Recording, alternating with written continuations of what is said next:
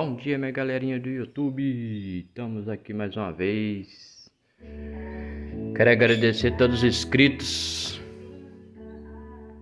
Que Deus abençoe todos vocês. Estamos aqui mais uma vez com som da LG. O somzão top da galáxia. Lembrando que agora não existe mais desse, hein, galera. Quem tem. Quem não tem, já teve, né? É isso aí.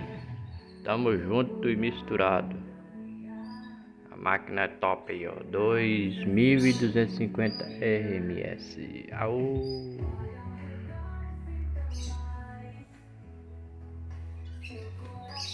Um sub top da galáxia.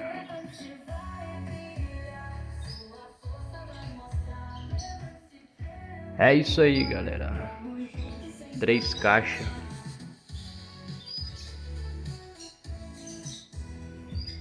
Limpei poucos dias agora. Semana atrasada limpei por dentro. Tava tudo amarelado de poeira. Agora tá top.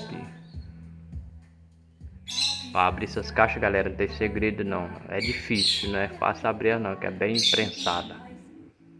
Você tem que pegar, usar uma faca. Só tem que ser uma faca dura.